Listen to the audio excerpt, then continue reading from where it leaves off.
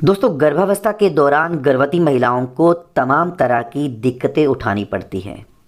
Hormonal बदलाव की वजह से मानसिक दिक्कतें तो होती ही होती है, साथ ही साथ कई तरह की शारीरिक समस्याएं भी उन्हें लगातार परेशान करती रहती हैं।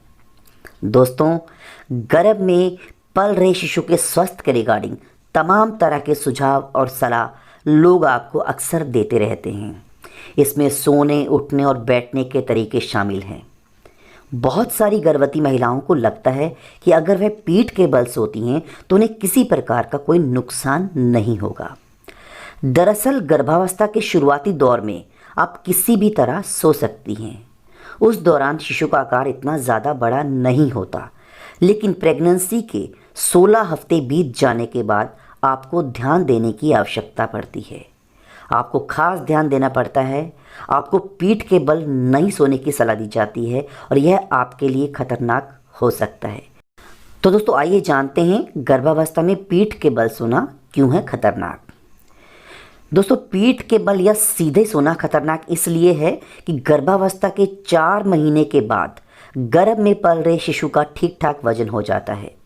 तो ऐसे में जब आप पीठ के बल लेटती हैं तो शिशु आपके शरीर के निचले हिस्से से दिल तक रक्त पहुंचाने वाली नस पर दबाव डाल सकता है।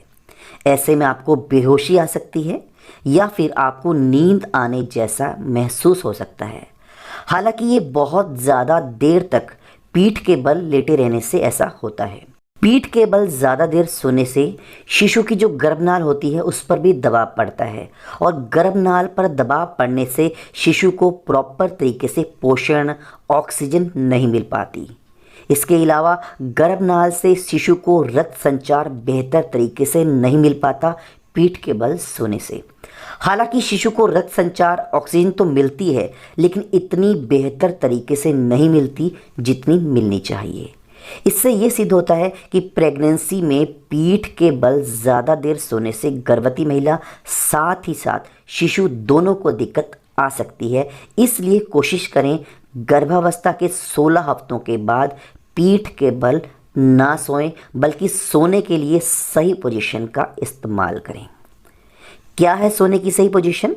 डॉक्टर्स और एक्सपर्ट्स के मुताबिक गर्भावस्था में बाईं तरफ यानी कि लेफ़्ट साइड सोना सबसे सही पोजीशन माना गया है।